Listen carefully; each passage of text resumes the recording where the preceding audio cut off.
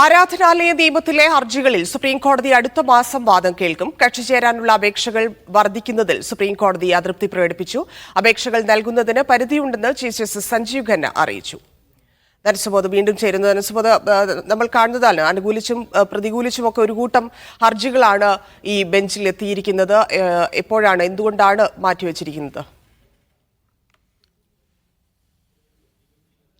അത് തന്നെ പറഞ്ഞ പോലെ തന്നെ അനുകൂലിച്ചും പ്രതികൂലിച്ചും നിരവധി ഹർജികളാണ് സുപ്രീം കോടതിയിലേക്ക് എത്തിക്കൊണ്ടിരിക്കുന്നത്. അതായത് മാസങ്ങളായി തന്നെ ഇത്തരത്തിലുള്ള ഹർജികളുടെ ഒഴുക്ക് തുടർന്നുകൊണ്ടിരിക്കുകയാണ്. വിവിധ രാഷ്ട്രീയ പാർട്ടികൾ ഇതിനെ അനുകൂലിച്ചും അതേപോലെ തന്നെ പ്രതികൂലിച്ചുമാണ് ഹർജി സമർപ്പിച്ചിരിക്കുന്നത്. 1992 ആരാധനാലയ സംരക്ഷണ നിയമം അനുസരിച്ച് 1947 ഓഗസ്റ്റ് 15 ഉടമസ്ഥാവകാശം ആരാധനാലയങ്ങളുടെ അന്ന് ഏത് വിഭാഗത്തിന്റെ കയ്യിലാണോ അതിൽ തന്നെ തുടരാനുള്ള ഒരു നിർണായകമായിട്ടുള്ള ഒരു തീരുമാനമാണ് ഈ ഇത്തരത്തിലുള്ള 1992 പാസാക്കിയ ആരാധനാലയ സംരക്ഷണ നിയമം ചൂണ്ടിക്കാട്ടിച്ചിരിക്കുന്നത്.